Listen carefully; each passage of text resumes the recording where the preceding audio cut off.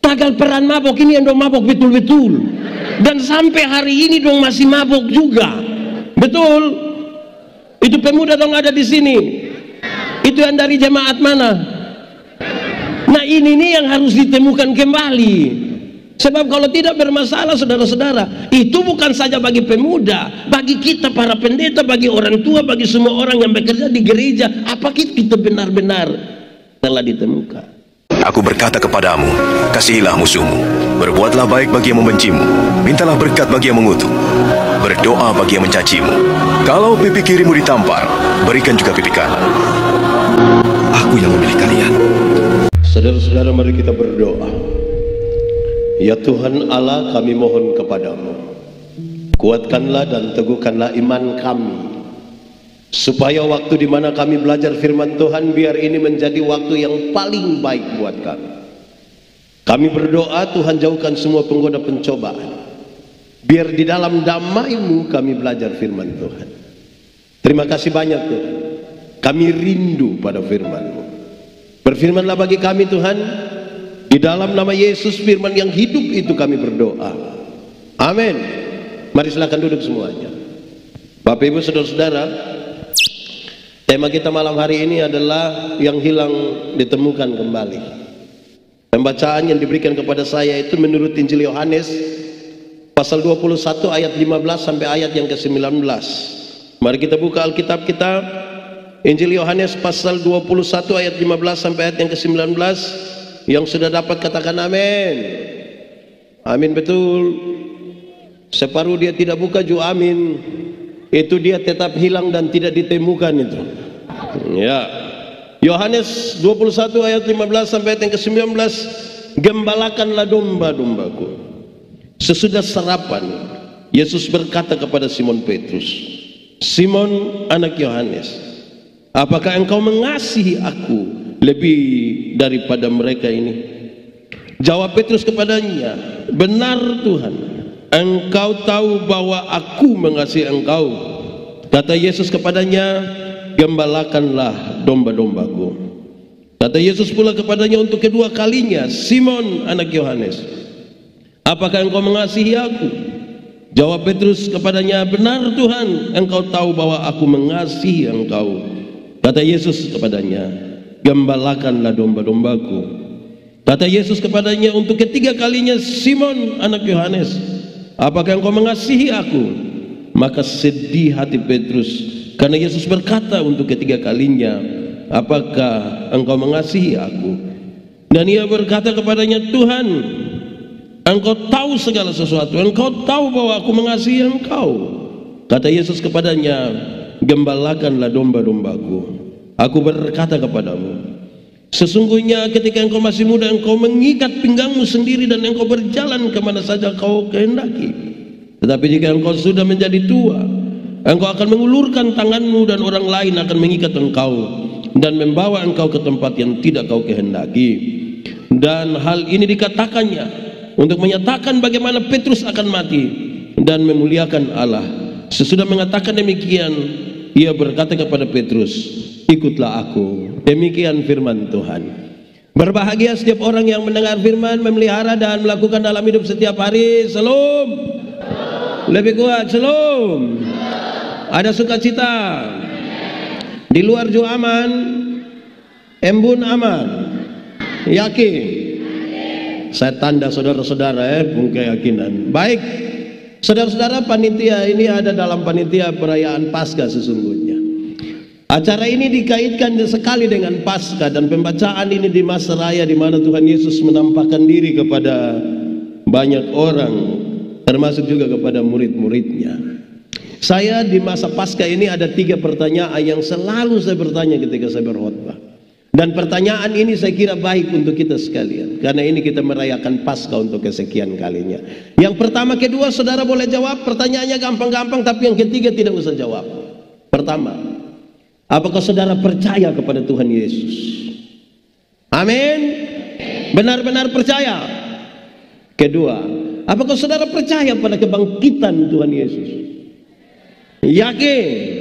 Berarti kebangkitan itu ada dan saudara meyakininya. Amin. Oke, ketiga, Lalu apakah kebangkitan Yesus telah membaharui dan merubah hidupmu? Itu yang tidak usah jawab. Itu yang perlu direnungkan saja. Apakah kebangkitan Yesus itu memberi pengaruh kepada kehidupan kita? Dan pengaruh itu adalah pengaruh yang baik, supaya mereka yang hilang itu kemudian ditemukan kembali.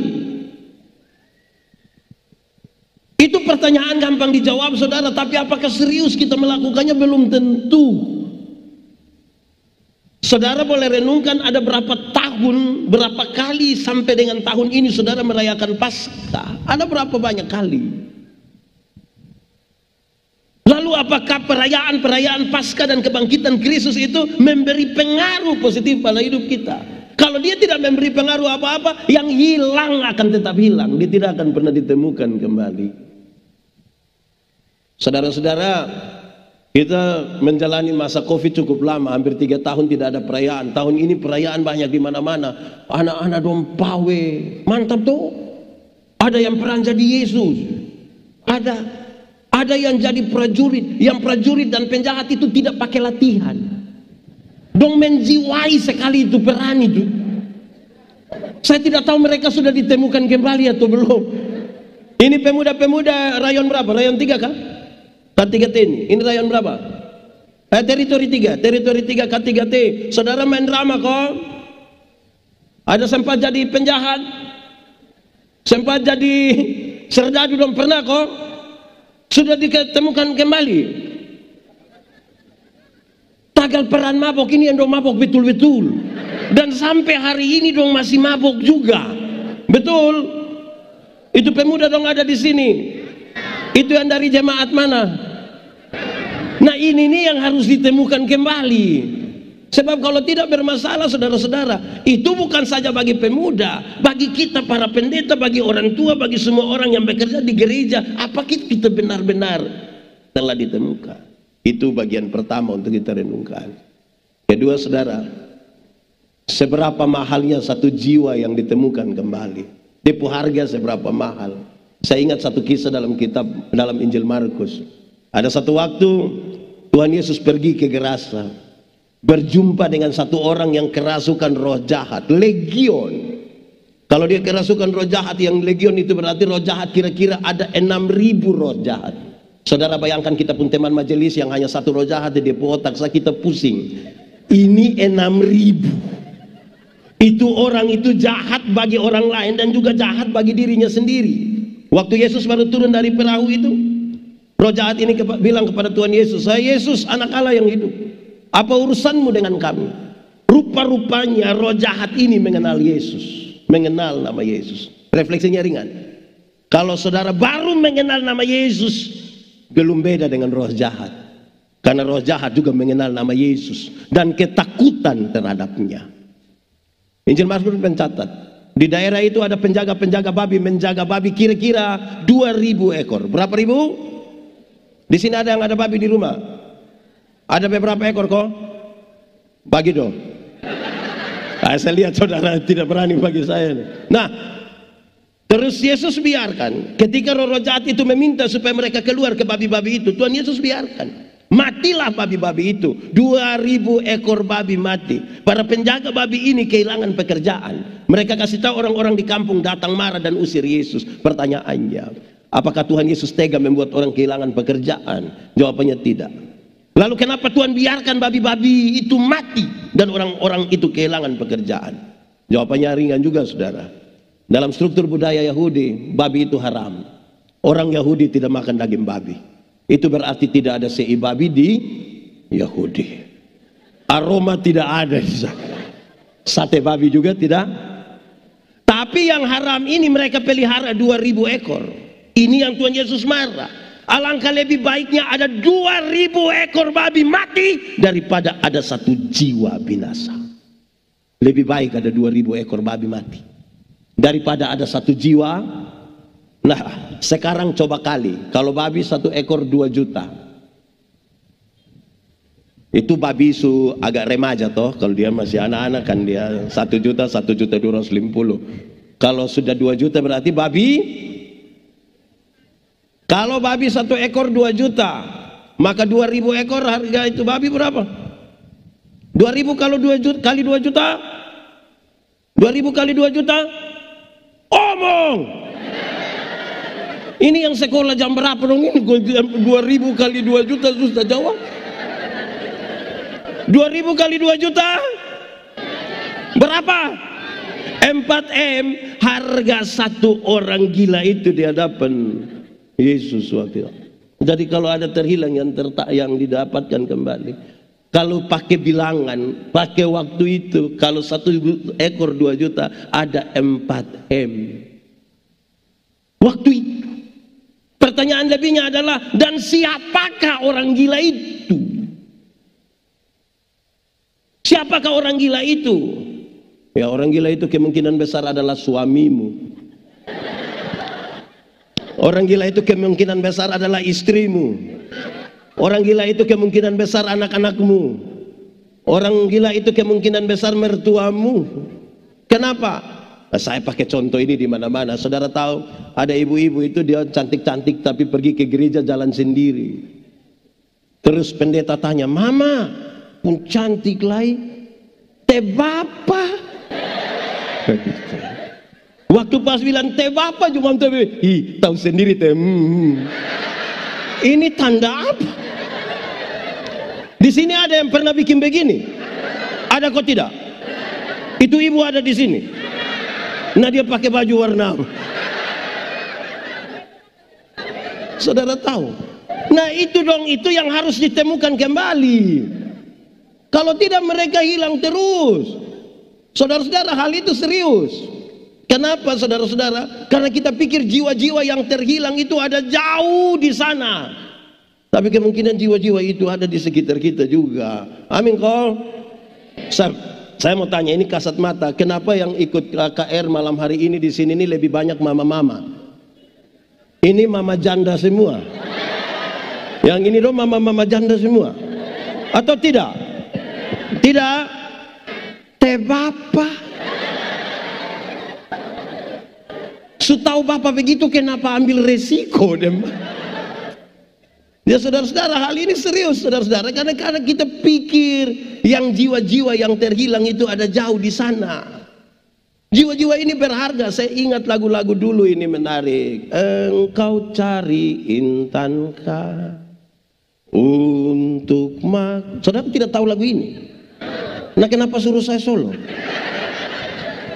Engkau cari intankah untuk mahkota. Seterusnya saya dengar. Ingat di kubangan pun ada intan. Mari berikan jawaban. Intan, intan dan permata. Apa itu? Jiwa-jiwa.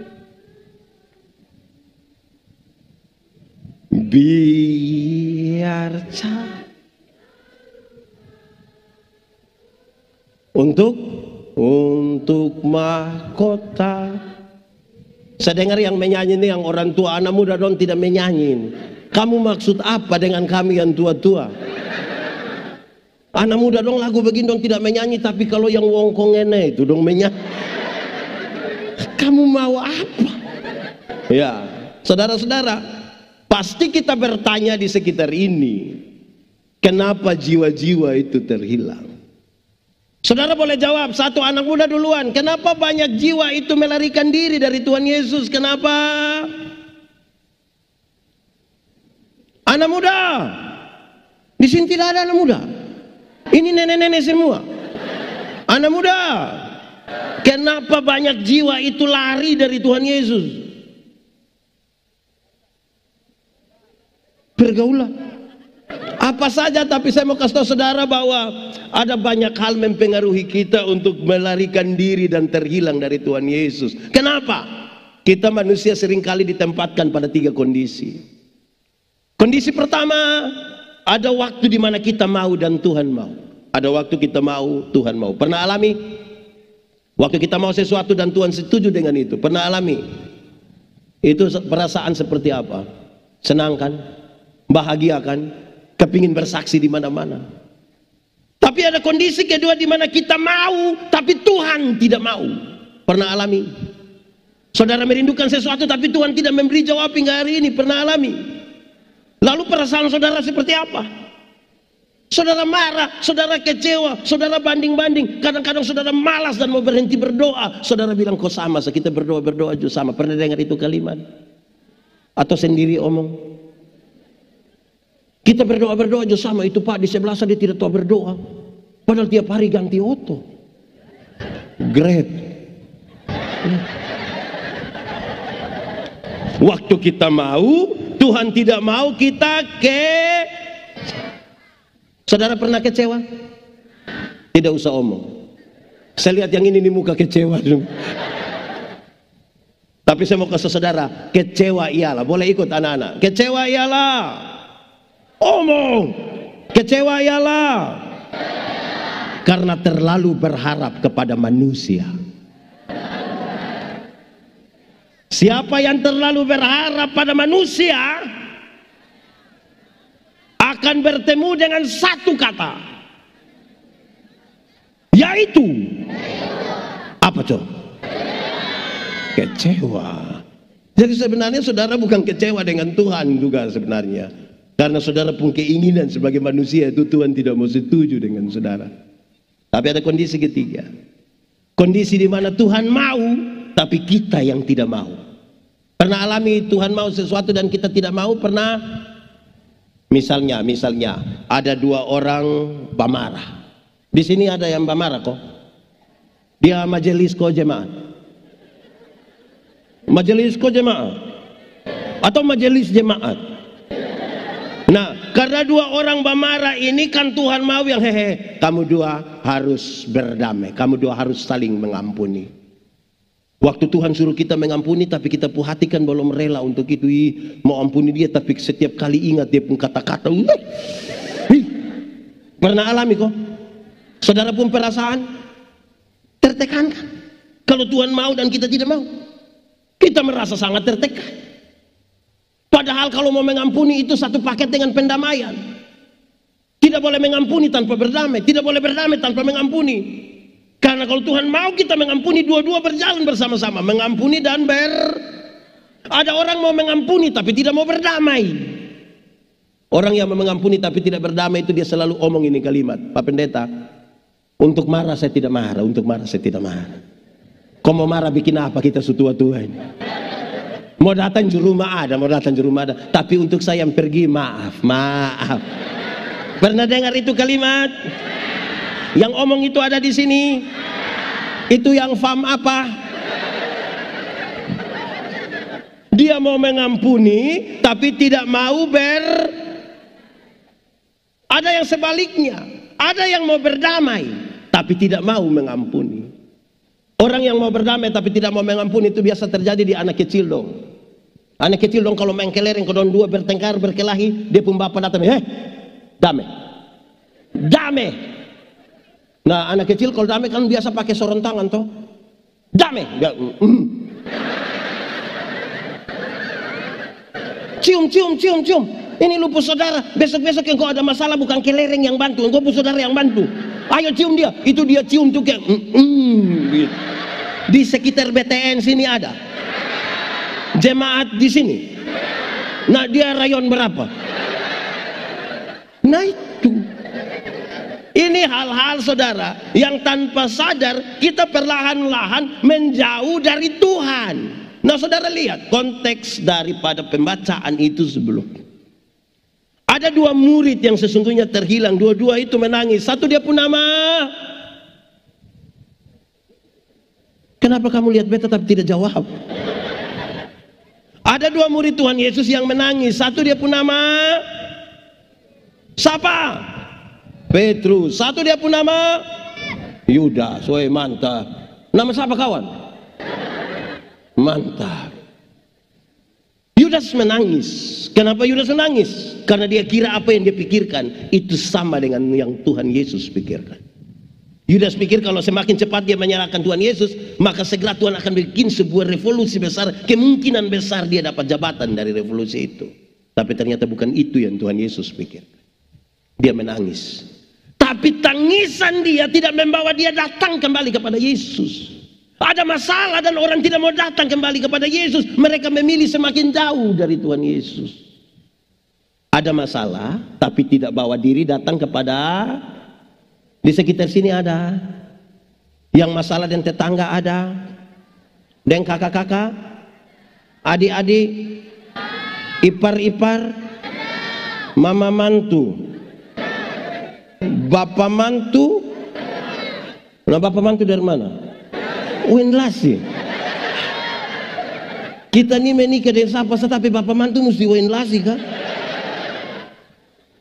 Atau di sekitar BTN ini ada yang masalah dengan petugas koperasi? Ada. Itu koperasi harian atau mingguan? Nanti saya kasih orang tidak usah datang lagi. Ada orang punya masalah tapi tidak mau datang kepada Tuhan Yesus. Ini yang terhilang. Petrus menangis. Kenapa Petrus menangis? Karena dia tidak mampu melakukan sesuatu yang sebenarnya bisa dia lakukan. Itu yang membuat dia menangis. Kan hanya pertanyaan, apakah engkau biasa bersama-sama dengan Yesus orang Nazaret ini? Menurut saudara Petrus bisa jawab atau tidak? Tapi itu yang dia tidak lakukan. Itu yang membuat dia menyangkal. Dalam konteks menyangkal Petrus ada 3 hal yang terjadi untuk kita nilai. Kita jangan-jangan adalah terhilang dari hal-hal ini. 1, Petrus baru beberapa jam lalu katakan, Yesus, aku akan mati bersama-sama dengan engkau. Tapi ketika Yesus ditangkap di Getsemani, dia pun melarikan diri. Waktu Yesus ditangkap di Getsemani, dia dibawa ke mana?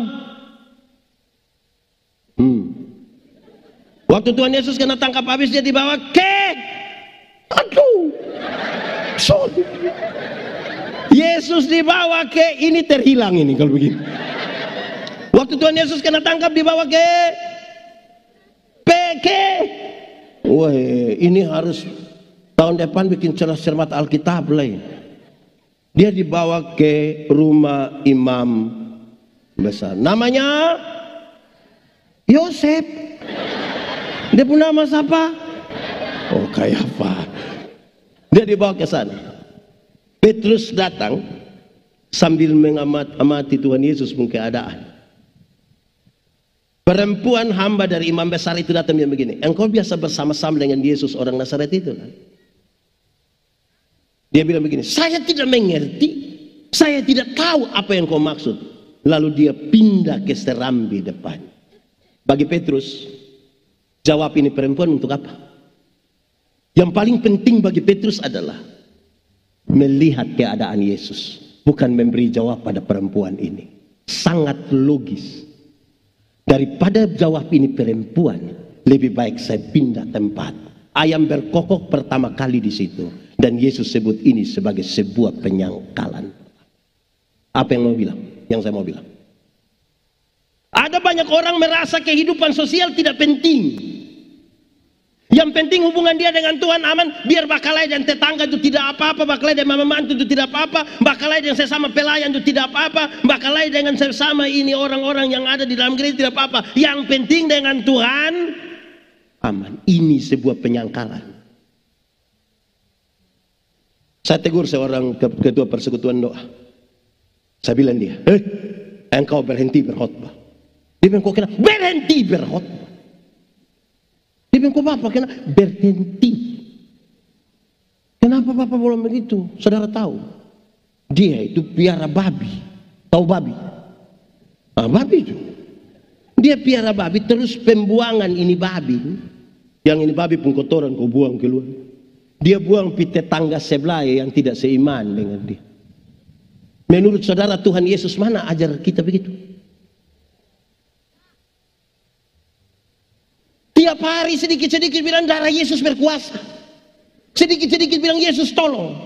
Tapi tindakan itu memberi pengaruh buruk di sekitar lingkungan di mana dia ada. Ini termasuk dalam bagian orang yang terhilang karena dia memberi penyangkalan terhadap Tuhan. Kalau Anda dikenal dunia sebagai milik Tuhan, maka Tuhan Yesus mesti kelihatan di dalam hidupmu. Mau bagaya apa? Tiap hari khotbah tentang kasih, tapi istriku ini bapak angkat terus. Nah, karena Jadi jangan sampai kita kira kita sementara beraktivitas rohani itu berarti kita lagi aman-aman dan kita bukan orang yang terhilang. Jangan pernah berpikir begitu. Karena kadang-kadang orang melayani pekerjaan Tuhan bukan melayani Tuhan. Jadwal padat memati Pak Manobe itu dari pagi sampai malam. Padat sekali, tapi melayani pekerjaan dan bukan melayani Tuhan. Lalu saudara pikir itu orang ada baik-baik dan ada di dekat-dekat dengan Tuhan? Belum tanya. Belum. Saya punya kisah satu ketika saya di Sabu. Kami ibadah hari Minggu, hari Senin, hari Rabu, hari Jumat. Kalau pergi itu jemaat sepenuh-penuh banyak-banyak begini. Kami duduk di tikar yang besar, dorang buka. Lampu yang paling terang itu yang pendeta duduk di situ. Saya pergi hari itu, dorang sebanyak-banyak. Itu kami mulai ibadah dan dong semangat. Saya khotbah dong senyum-senyum. Saya bilang ini khotbah pas. Masuk ini. Yang menarik saya habis khotbah dong masih senyum-senyum. Itu saya mulai pikiran itu. Dan saya tanya, jemaat, yuk, kenapa kamu senyum-senyum? Dong tambah senyum lagi. Akhirnya saya tanya seorang diaken, Welmin Ceriu namanya. Saya bilang, tidak tahu. Kamu senyum-senyum apa? Dia ambil ballpoint satu, dia tulis cepat-cepat di satu kertas kecil. Dia bawa datang di saya penasaran sekali. Saya buka ternyata dia tulis, maaf, Bapak Purosleting tidak tarik. Saya kayak mau cek ke dia itu. Kita dua ada sama-sama di sini. Saudara lihat saya ada masalah, saudara diam-diam. Saya mau tanya saudara, tolong jawab jujur. Menurut saudara tadi dompu ibadah ada aman? Ibadah ada aman? Oh, kok kenapa? Karena ada sesuatu di antara mereka yang mereka tidak bereskan. Saudara tahu ketika Yesus bicara tentang pengampunan, Tuhan Yesus bilang, engkau bawa persembahan, bawa datang sampai di altar. Kalau engkau teringat saudaramu yang buat salah, kasih tinggal di situ, kembali berdamai dan dia baru datang. Jam pencitraan. Ketemu sengaja senyum seolah-olah tidak ada masalah. Aduh susi. Padahal ini juga bagian dari manusia terhilang. Harus ditemukan kembali. Kadang-kadang kita pikir kita terlalu rohani. Itu pertama. Kedua, perempuan ini pergi melihat Petrus ada di serambi. Dia bilang kepada orang-orang yang ada di situ, orang ini biasa bersama-sama dengan Yesus. Di pertanyaan pertama, waktu penyangkalan pertama, Petrus jawab dan pindah. Kedua, Petrus tidak pindah. Dia tetap duduk di situ seolah-olah dia mau bilang begini, lupa mau apa? Anda sopan, saya hargai. Anda tidak sopan, saya layani. Apa yang kurang? Dia berani. Mantap toh. Di penyangkalan pertama, saudara, dia memilih memutuskan hubungan dengan manusia. Dia rasa yang penting hubungan dengan Tuhan aman. Penyangkalan kedua, dia tidak ada keputusan. Sekarang tergantung dengan perempuan. Jadi kamu pun mau apa? Hidup itu kalau tidak ada keputusan, itu paling cepat untuk mengingkari iman. Harus berani punya sikap. Kalau tidak ada sikap sama sekali, cepat terpengaruh. Saudara tahu, kadang-kadang kita pun hidup ini tergantung situasi. Ada kita nih kadang-kadang dia rajin gereja, kadang-kadang pemalas memati, kadang-kadang dia semangat, kadang-kadang dia lemah. Tergantung orang lain. Aduh, sebenarnya saya tidak datang, tapi kan pendeta suruh telepon nanti. Hidup tergantung kepada orang lain. Apa yang ingin saya mau katakan di sini, saudara? Satu hari manusia ambil keputusan antara 300 sampai 1500 kali keputusan, dan itu semua berkonsekuensi ke masa depan. Bangun tidur, mau turun atau tarik tambah selimut, itu keputusan. Bangun tidur, mau baca Alkitab atau berdoa dulu, atau foto, itu juga keputusan. Itu berkonsekuensi ke masa depan. Kenapa pendeta Yandi berkhotbah malam hari di sini, hari ini di sini? Karena saya pernah ambil keputusan kira-kira 29 tahun lalu untuk sekolah teologi. Makanya hari ini saya ada di sini. Kita semua yang ada sekarang adalah bagian dari keputusan masa lalu. Kenapa saudara punya istri itu, suami itu? Ya karena pernah ambil keputusan. Atau sampai bilang, Pak Pendeta, saya benar-benar tidak tahu. Saya tidak sadar begini, dia di sebelah. Jadi siapa tidak ada yang ambil keputusan, dia sangat tergantung pada situasi. Masuk kandang kambing mengembik. Masuk kandang ayam hilang. Karena tergantung situasi. Pak Pendeta omong keluar yang dimaksud gampang. Ada banyak jemaat Tuhan terdaftar sebagai anggota jemaat KSREA BTN, tapi tidak selalu ibadah di sini. Ini hari dia ibadah di sini, besok dia di sana, lusa dia di sana, tula dia di sana. Bunga itu, tahu bunga? Kalau tiap hari kas pindah topot, tidak bertumbuh, mati cepat. Ini termasuk pada jiwa yang hilang. Nanti dia mati baru kita pusing, pendeta mana kubur. Yang di sekitar sini juga ada. Itu orang dong di sini.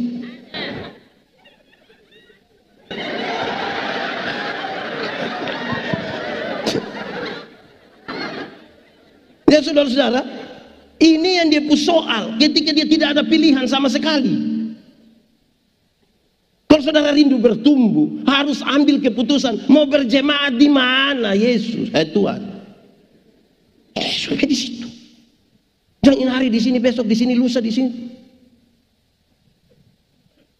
Tinggal di Kupang, tapi sedikit-sedikit dia bilang, kalau kita di Surabaya, nah lu pindah di Surabaya, toh kenapa mesti di sini? Tidak bisa pikiran dan perasaan ada di tempat lain, badan ada di tempat lain, tidak bisa. Amin kok. Saudara kira semua orang yang datang ikut di gereja sini ini, waktu perhatian begini itu semua tertuju pada Yesus? Ini mata ada begini, dia pemikiran ada di fix sayang, fix. Yang L ada kok saya. Di sini juga tahu itu fix sayang. Yang PHP ondol. Jadi kita ada di gereja tapi kita pun jiwa bisa hilang di mana-mana juga. Jadi jangan pikir orang terhilang itu mereka yang, saudara, apa artinya pendeta Yandi berkhotbah kepada orang-orang yang tidak ada di sini? Itu sama dengan orang mati, kita khotbah ke seorang mati, yang hidup dong kita tidak omong. Yang saudara di sini kita omong ini terhilang ada di bagian mana? Kami Natal di pedalaman timur, kami pun kue seragam, kue Solo dia pun nama. Besar ke piring. Saya tidak tahu kami dorang pakai tepung apa, yang pasti kami kunyah tuh kayak kunyah karet. Tidak habis-habis. Saya sementara pusing kunyah ini kue ini tuh. Kami Natal yang 2 TKW itu, terus 1 TKW bilang begini, Bapak, kalau kami Natal di Hong Kong, itu betalia dia.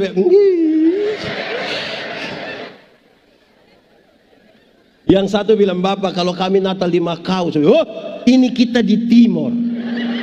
Yang engkau harus lakukan adalah bahwa itu Hong Kong datang, kalau tidak kamu dua berangkat ke Hong Kong. Tidak baiklah hidup banding-banding begitu, ini manusia terhilang ini.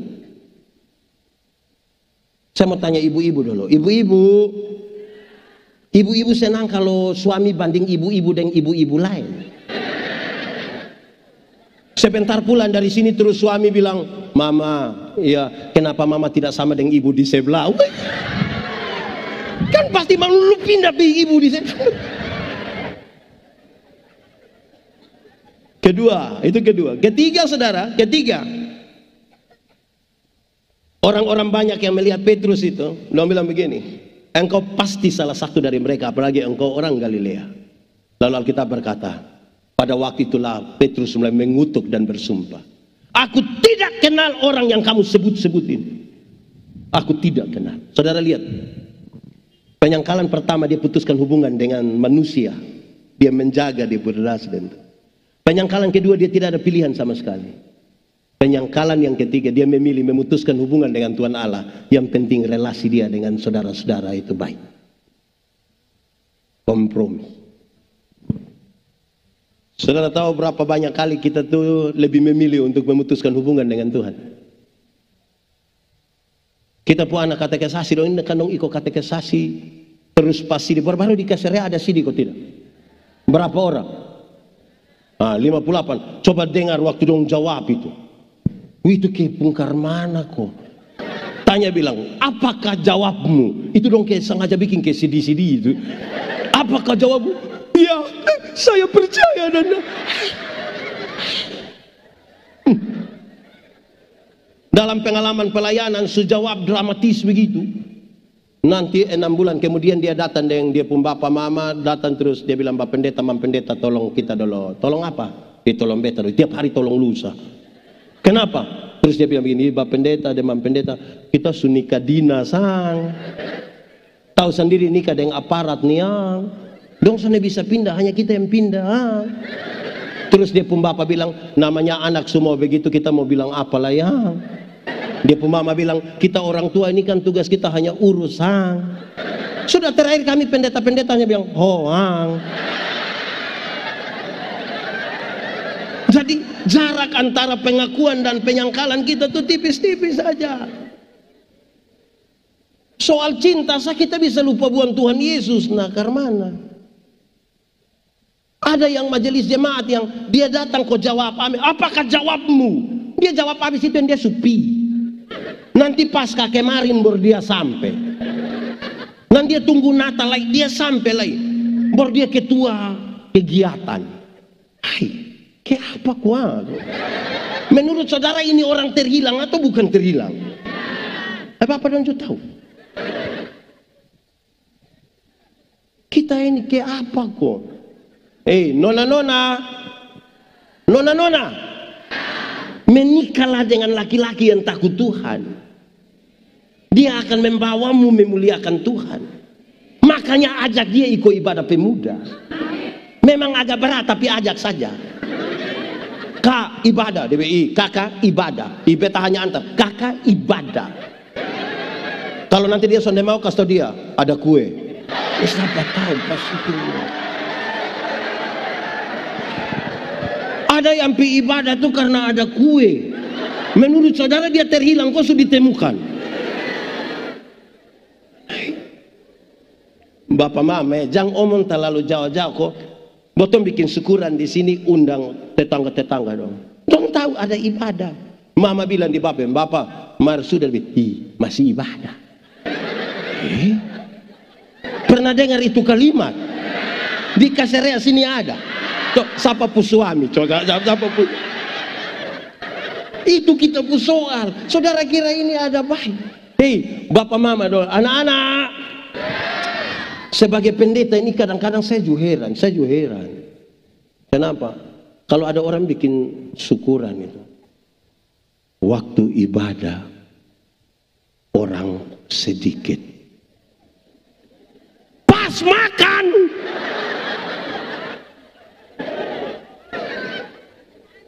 Saya ulangi, waktu ibadah pas makan dong dari itu terhilang kok sudah ditemukan. Oh, nah itu supaya betul-betul kita rasa kita ini sudah ditemukan kok masih terhilang. Ini gereja di Kaserea ini biasa jam berapa? 6, 8 6, 9. Wih, sejam 9 dong siap habis tapi dong belum datang gereja.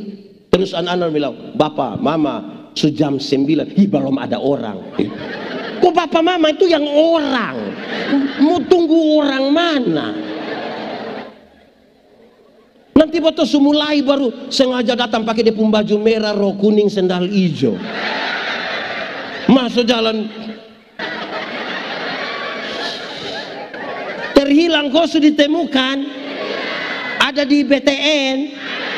Itu ibu ada di sini. Nah dia pun nama huruf pertama apa dong?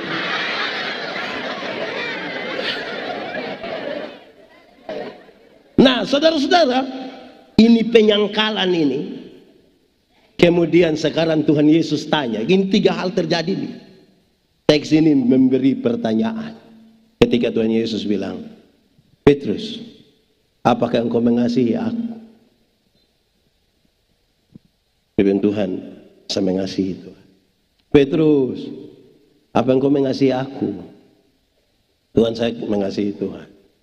Petrus, apakah engkau mengasihi aku? Tuhan tahu saya mengasihi. Tuhan ini saya mau omong karena kau Tuhan tahu berapa hari lalu saya baru menyangkal Tuhan ini. Saya mau ngomong karena mana Tuhan yang tahu sebuah hati ini, tapi Tuhan. Nah, Tuhan bilang Petrus, gembalakanlah domba-domba. Saudara tahu dia punya catatan ringan tentang itu. Bagi satu orang yang Tuhan panggil kembali. Kalau engkau mengasihi Tuhan, tidak ada kasih terhadap Tuhan yang tidak dikaitkan dengan kasih terhadap sesama. Mengembalakan itu kasih, bukan yang saya itu tidak. Kasih. Tidak ada orang yang mengasihi Tuhan tapi tidak mengasihi. Kok orang tua dulu udah bilang, "Hai, ini dong kutip Alkitab. Kok yang kelihatan kita tidak bisa hargai, mau hargai yang tidak kelihatan." Di Kaisarea ini kasih aman, beres, semua senyum tulus, tidak ada yang asrang. Kasih. Oke, hafal. Kasih ialah kebaikan, tidak terpatahkan oleh apapun, tidak akan berubah menjadi kebencian. Saya ulangi, kasih ialah kebaikan, tidak terpatahkan oleh apapun, tidak akan berubah menjadi kebencian. Rujukannya jelas, karena begitu besar kasih Allah akan dunia ini. Apakah Tuhan Allah mengasihi dunia?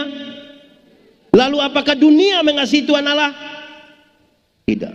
Karena dunia tidak mengasihi Tuhan Allah, apakah Tuhan Allah berhenti mengasihi dunia? Apakah Tuhan Allah membenci dunia? Saudara lihat sekarang, kasih tidak terpatahkan oleh apapun, kan dia mencari. Oke, saya konfirmasi. Saudara lihat kasih yang tidak terpatahkan. Ibu-ibu, melahirkan itu sakit kok? Tidak. Terlalu sakit. Baik melahirkan normal atau abnormal tetap sakit. Iya toh. Sesar itu kan abnormal. Yang normal itu kan muku. Waktu mama dong sakit melahirkan tuh kan suami dong hanya dari luar kau bilang Yesus. Tapi dong tidak. Su bilang Yesus le dong bayangkan kira-kira anak muka ke siapa kan?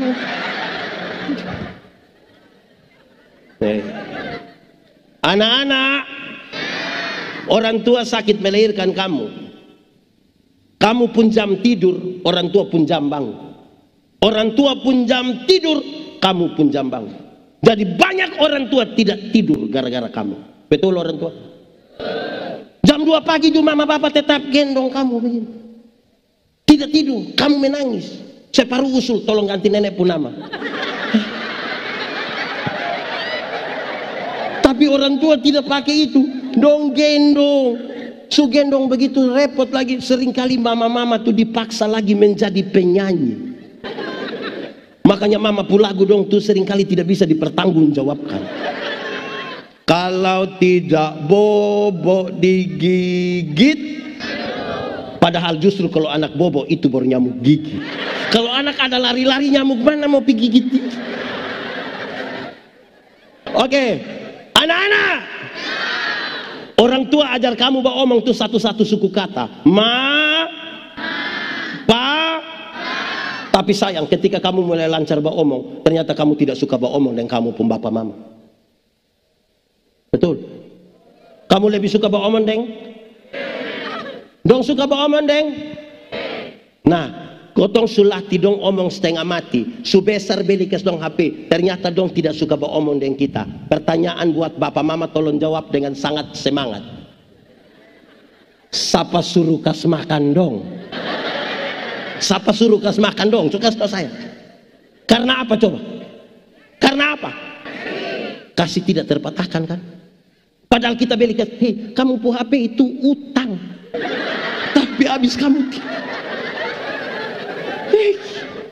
tapi bapak mama tetap kasih makan dong toh. Anak-anak, orang tua latih kamu jalan tuh satu-satu langkah, pegang di tangan baru bilang ta te. Nah, itu jalan belakang itu. Tapi ketika kamu mulai lancar jalan, su bisa jalan, su SMP, SMA, ada suka jalan dengan bapak mama? Dong lebih suka jalan deng? Nah, siapa suruh kasih dong kamar satu di rumah?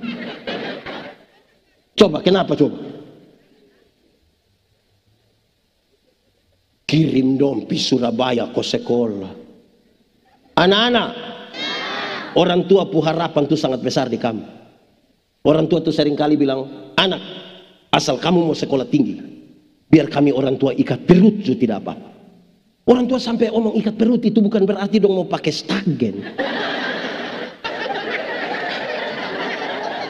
Tapi dong utang gara-gara kamu. Kirim dong pi Surabaya, dong ada telepon. Telepon pada waktu. Nah siapa suruh kirim? Coba kasih tahu beta dulu, kenapa mau kirim? Kasih tidak terpatahkan. Wih, dong SMP ini, wih kadang-kadang kau jangan terlalu percaya diri. Dong kalau ada beta puan nona satu, kalau dia begini, di muka dia pun teman dong. Kadang dia main bagus.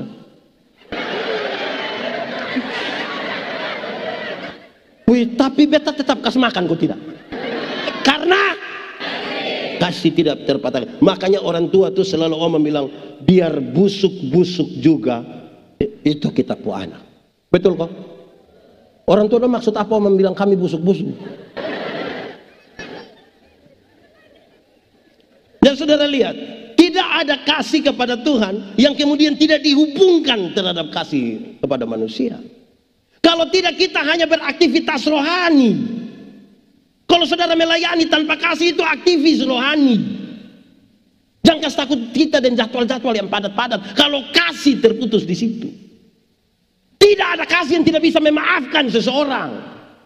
Namanya kita ketemu orang tiap hari itu kan siapa yang pun tugas mau puas kita terus.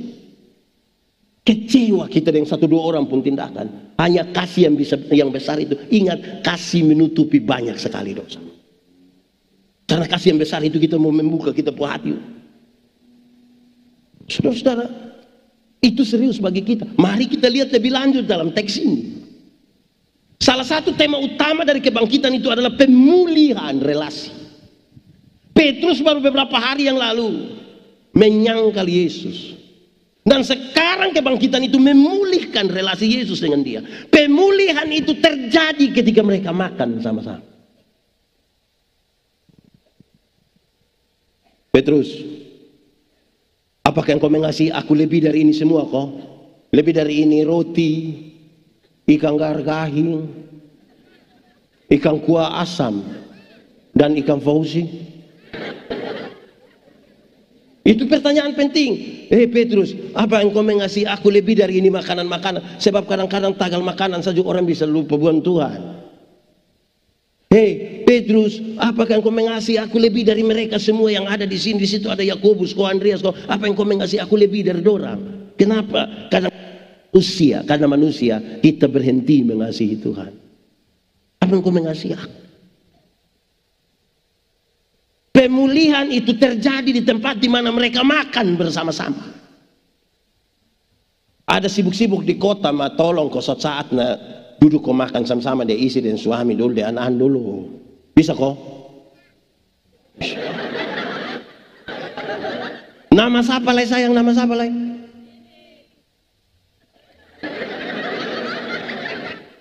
Saudara, saya khotbah tentang meja makan. Saya bilang begini, saudara. Kalau orang duduk makan sama-sama, mari kita lihat tema ini dengan lebih mengerucut ke bagian ini. Kalau kita duduk makan sama-sama, saudara, selalu orang mulai dengan apa? Doa. Kita banyak-banyak sebentar ada makan, tidak ada yang berani duluan kecuali kalau dalam gelap.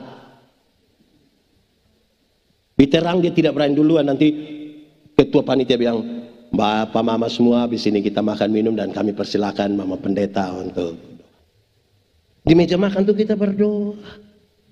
Yang tidak tahu berdoa juga dia akan tutup begini. Dia buka mata kita masuk dia tutup ulang lebar. Tapi kita mulai. Salah satu bentuk relasi dengan Tuhan itu doa itu. Kita berdoa. Doa makan itu berisi 2 saat. Sebuah pengakuan bahwa berkat-berkat ini Tuhan yang kasih. Banyak orang terhilang kan dia cari berkat sampai lupa sumber berkat.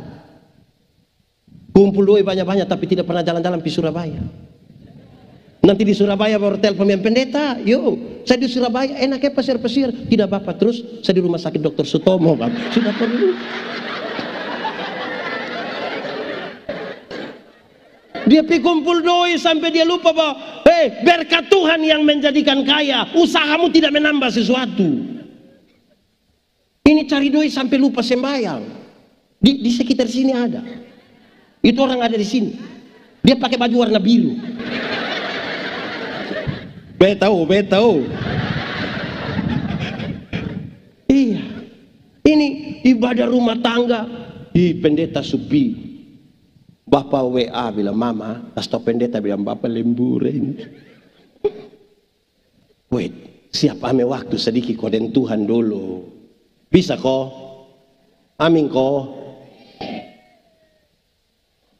Di meja makan itu, kita puisi doa hanya bilang, Tuhan, semua berkat Tuhan punya, tapi yang kedua kita bilang, Tuhan terima kasih. Orang yang terhilang itu orang yang tidak tahu terima kasih. Tidak tahu bersyukur. Tiap hari hanya mengeluh. Ketemu pendeta hanya patah leher. Kau bilang, Bapak, hidup terlalu mati sudah kalau memang terlalu susah. Bersyukur sedikit dulu. Dulu dia masih honor, gaji hanya 300-400 ribu. Habis bulan masih lebih 10 ribu. Dia bersyukur. Sudah diangkat jadi ASN, tunjangan sana sini, gaji pokok besar. Habis bulan bendahara hanya datang bawa kertas putih baru bilang sepotong semua. Jadi kita tambah stres dengan karena tidak pernah mengakui berkat-berkat ini. Siapa yang kasih? Kita yang tanam, kita yang siram. Siapa beri pertumbuhan? Nah, orang yang tidak tahu berdoa di meja makan itu orang yang terhilang. Semoga pulang bikin sudah. Bapak-bapak don terima kasih itu baik koson. Coba sebentar pulang, coba mama siap makan. Coba bapak dengan yakin, coba bapak bilang, Mama terima kasih. Itu mam tua pikiran. Mangkali mam tua pun pikiran ada dua. Pertama pasti mam tua pikir begini, tidak tahu roh apa sunaik di saya pun suami. Kan kita tidak terbiasa begitu. Atau yang kedua, waktu kita terima kasih terus mam tua bilang begini, jangan sampai ini hari terakhir.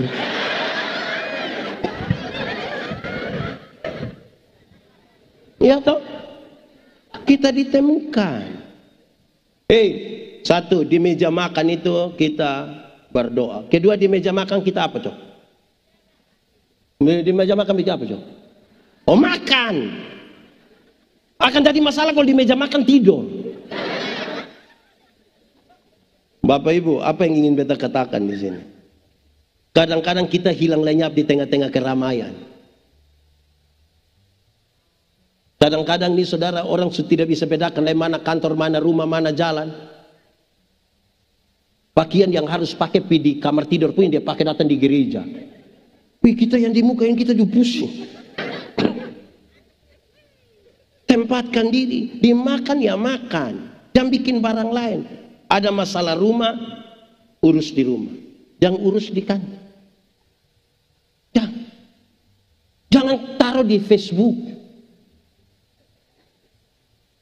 Kita pas taruh begitu, separuh nanti pun komen bilang, kenapa saya?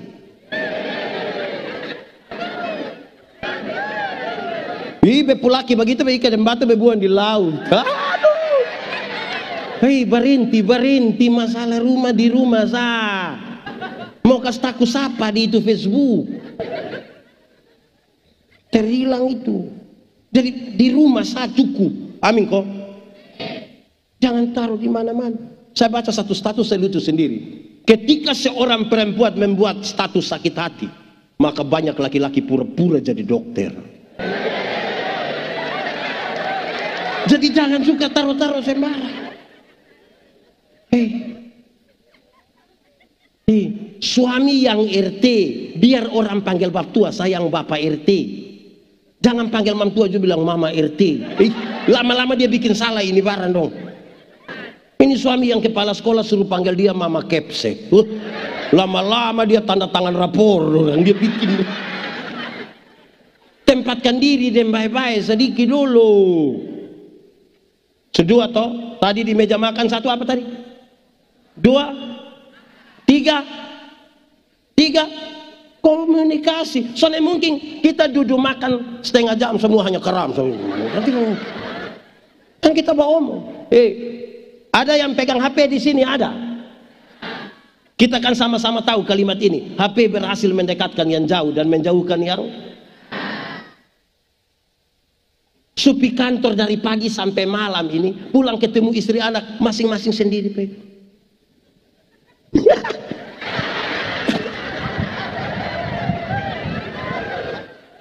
Lama-lama kita gila. Ada anak yang dia pun bapak tanya dia, "Don duduk sama-sama, makan apa?" Dia pun anak balas, "Ikan sah. Ikan setengah matang atau angus?" Hai, kok kas berhenti itu HP, kok duduk bawa omong sedikit toh. Bisa kok. Bisa. Ada kok tidak kita di rumah yang dia punya HP pola rumit. Ada yang harus pakai sidik jari lah, kontak mata. Dia polisi.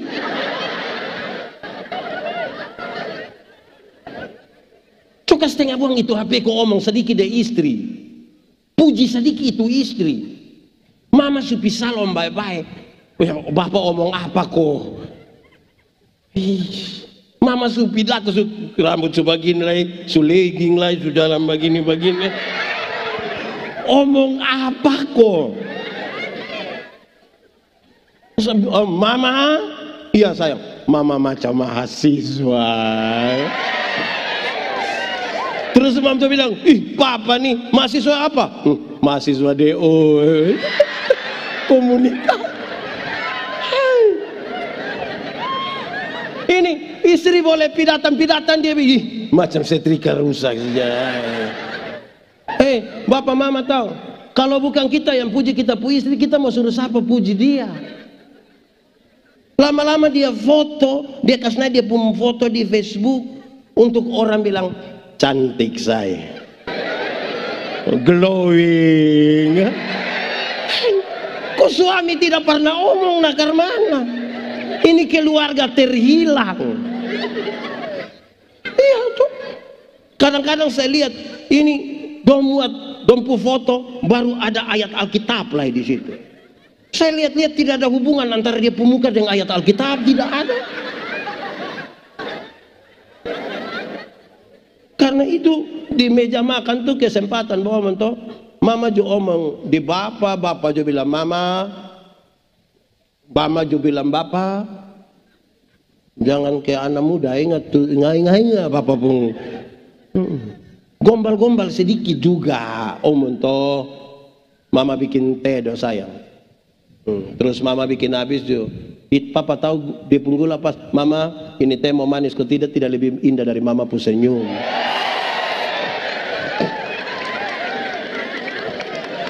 Omong ame sedikit. Ini bab tua nih di kantor baik dan semua orang pulang datang mas parak semua di dalam rumah ini. Ini mama donjo satu. Bab tua datang tanya, "Mama, makanan di mana?" Bapak kalau sampai tanya begitu bukan karena bapak tidak tahu meja makan di mana. Kok bab itu meja makan juga dia yang beli? Tapi kalau bapak sampai tanya begitu, "Mama, makanan di mana?" Itu karena laki-laki juga ingin dimengerti.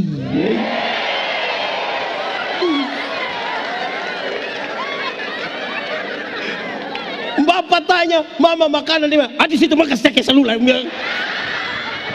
Aduh, mama mas parek begitu. Bapak tua pi restoran, baru sampai kan dia bilang, "Selamat siang. Kenapa terlambat?" Jadi di rumah, dengar pemulihan yang Tuhan Yesus buat dengan Petrus terjadi waktu doa makan. Mari kita jujur, kita pu hati tidak tentram kalau duduk makan dengan orang yang kita tidak aman dengan dia. Hanya yang hati terbuka yang mau bisa duduk makan sama-sama. Selesai berbohong itu. Kalau tidak saudara-saudara makan, saudara bisa makan dengan orang yang saudara tidak suka dengan dia. Baru dia pu kaki sengaja korek kita pun lutut begini dari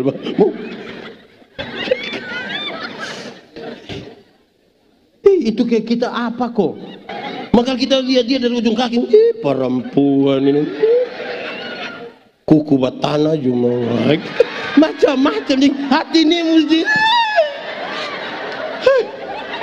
kayak gitu. Setiga toh meja makan, Dari jamba gaya kau sedikit-sedikit makan dengan kawan, tidak makan dengan istri anak. Wah gaya makan di luar. So 3, 1 tadi apa? 2, 3, nah 4. Kalau ikan tinggal 2, orang ada 4. Bapak mama tambah anak 2. Ikan ada 2 sah. Siapa yang makan? Apa? Siapa yang makan? Siapa yang makan? Tidak ada jawaban yang salah. Mau bagi supaya 4 dapat, tidak ada masalah. Mau anak saya makan, tidak ada masalah. Apakah karena mama yang goreng jadi mama dapat 1 ekor, kita 3 bagi 1, tidak ada masalah.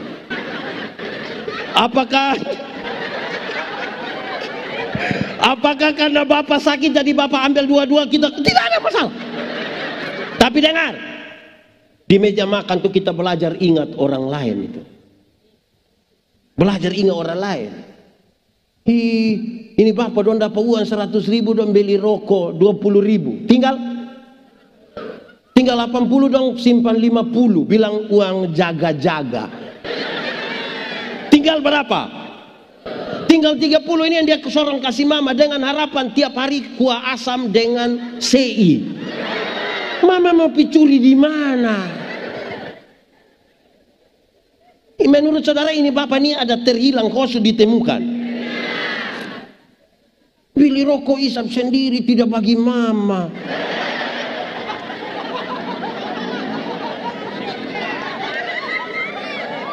Datang ke sebelah mama ada 12 mama anak men sayang. Jangan terlalu egois lah. Ingat orang. Ada ayam satu tuh. Kadang-kadang kita orang tua ini juga terhilang. Nanti bunuh ayam yang di rumah itu bapak yang dapat dia pu dada, dia pu paha. Anak dapat dia pu kuku dan kepala.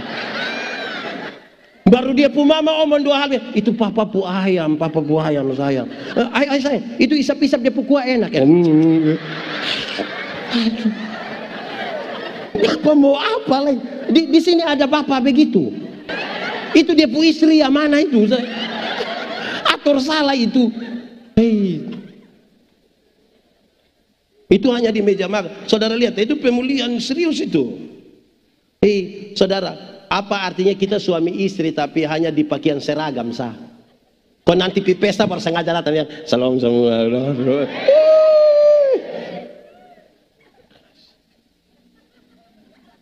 Bapak mama, saya bilang di mana-mana, bapak-bapak dong kalau masalah dengan kawan kantor, sampai di kantor masing-masing fokus dengan pekerjaan, tidak usah bawa masalah, selesai pulang. Jangan coba-coba masalah dari istri.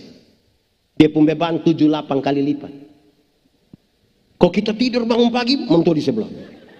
Dia pun rambut belum sisir. Kita pi dapur, mentua ada kok tidak? Pi ruang makan? Pi ruang tamu? Itu dia pun foto paling besar. Baru dia lihat kita sini segini. Berani bertengkar dengan dia, kita tidak aman. Pulihkan kita pun relasi. Karena tidak mungkin kita bilang kita dan Tuhan aman, sementara dengan istri tidak aman, tidak bisa. Dengan anak-anak. Itu toh. Orang kalau keluarga aman itu dalam berpegang tangan. 5. Saya melayani di Sabut toh. Makan di Amukelaga. Rumah dek. Mau naik makan tuh kita buka sepatu, buka sendal, duduk bersila baru mulai makan. Setiap kali kalau pergi soe mau makan dan bapak mama kan kita makan di meja makan. Saya kan tiap hari duduk bersila di Amukelaga, maka ada kecenderungan mau angkat kaki. Setiap kali lutut lewat sedikit itu meja bapak bilang, lupa lutut pun bagus leh. Kami makan sambil bicara, tapi kalau makanan masih penuh di mulut paksa bicara, bapak selalu bilang, makanan dari mana, suara dari mana? Karena itu berulang beberapa kali saya mengerti di tempat makan itu kita belajar etika dan moral. Kadang-kadang tagal sekolah tinggi saya kotong lupa etika.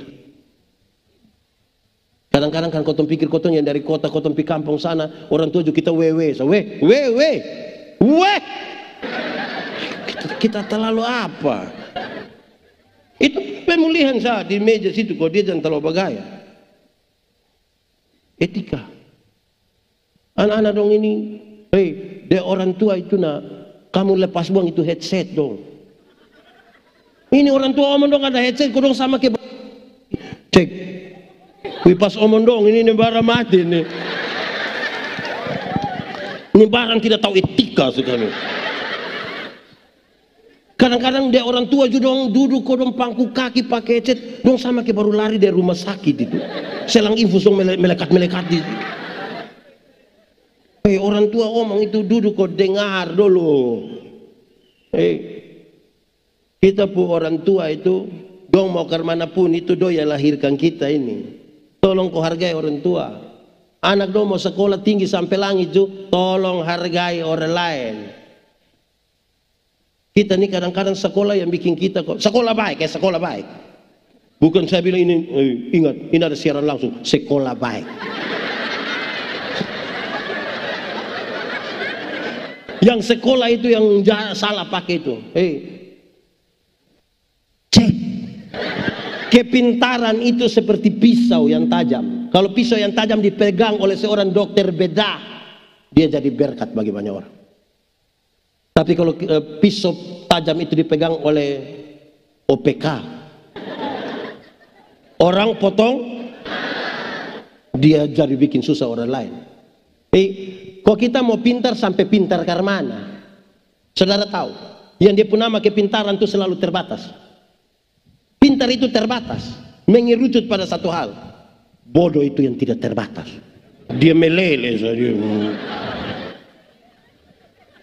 Karena itu jangan pikir kita terlalu tinggi kok kita melecehkan semua orang dan kita pun kepintar. Oh tidak. Kok kayak misalnya kita pergi rumah sakit. Kita pergi rumah sakit kan pergi di bagian umum duluan toh. Sampai sana dong periksa. Oh ini THT.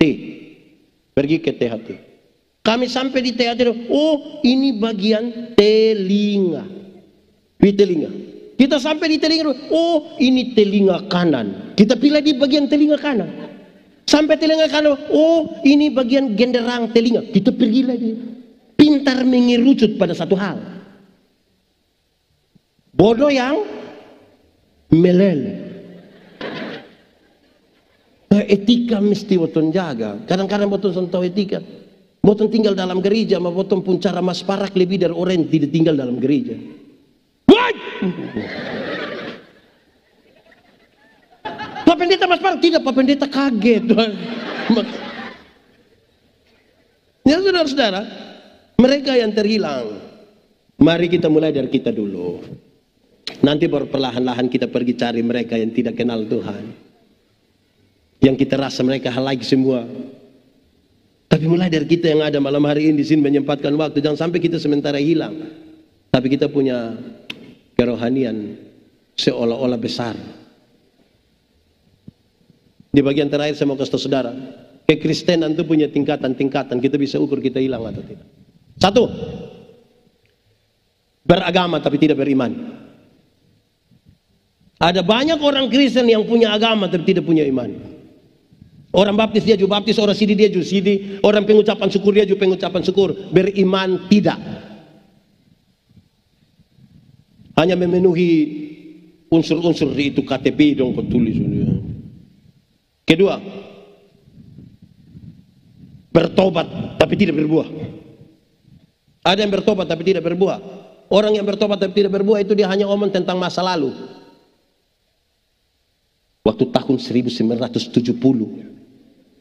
Minggu depan dia ulang lagi. Waktu tahun 1970. Waktu kita ketemu dia ulang lagi. Waktu 19. Lama-lama dia baru bangun, orang bakorek bilang 1970. Yang paling tinggi, berbuah. Dalam hal inilah Bapakku dipermuliakan, yaitu jika kamu berbuah dan buahmu tetap, supaya apa yang kamu minta kepada Bapa dalam namaku diberikannya kepadamu. Anak-anak, berbuah bagi Tuhan gampang kok susah. Susah kok gampang. Gampang kok susah. Susah kok gampang. Gampang. Berbuah bagi Tuhan gampang. Bagaimana dipun gampang? Anak-anak, pernah lihat pohon mangga? Pernah lihat pohon mangga yang berbuah? Adakah orang-orang di BTN yang perintah pohon mangga berbuah? Ranting yang melekat pada pohonnya, buah keluar dengan sendirinya tanpa disuruh. Banyak orang rindu berbuah tapi tidak melekat kepada pohonnya. Akhirnya dia pun buah ada tapi buah plastik. Pernah lihat limun plastik? Pisang plastik? Avokat plastik? Enak. Anak sekolah minggu saja dari dulu suka setahu kita, Yesus pokok dan tinggallah di, lebih kuat. Yesus pokok dan tinggallah di dalam, lebih kuat lagi. Yesus tinggallah di dalamnya. Apa? Pastilah kau apa? Sudah sesenandung pun tarik gitu. Mudah-mudahan pas menyanyi iring di kos saja Tuhan jangan pakai tarikan itu Iring di kau saja Tuhan. Biar yang tadi saja. Amin. Mantap. Itu kita bisa ukur kita pulang kembali kok belum. Kalau tidak kita lenyap di tengah-tengah kegiatan rohani yang tadi pertanyaan di awal. Kebangkitan Kristus memberi pengaruh kok tidak bagi kita? Ada pengaruh kok tidak? Mari kita tunduk kepala di hadapan Tuhan. Ya Tuhan Allah, terima kasih banyak. Kami renungkan firman-Mu dalam keterbatasan kami. Tapi kami tahu kalau Tuhan di dalam kami dan kami di dalam Tuhan. Benih-benih firman ini akan bertumbuh dan berbuah dalam hidup kami. Kami berdoa biar firman-Mu menjadi pelita bagi kaki kami, terang bagi jalan kami. Supaya kami pulang dengan sukacita bukan karena kami tanpa masalah. Tapi karena kami tahu Tuhan Yesus tidak akan pernah biarkan kami sendiri. Terpujilah nama Tuhan. Di dalam nama Yesus kami berdoa. Amin. Mari beri kemuliaan bagi nama Tuhan. Aku berkata kepadamu, kasihilah musuhmu, berbuatlah baik bagi yang membencimu, mintalah berkat bagi yang mengutuk, berdoa bagi yang mencacimu. Kalau pipi kirimu ditampar, berikan juga pipi kanan. Aku yang memilih kalian.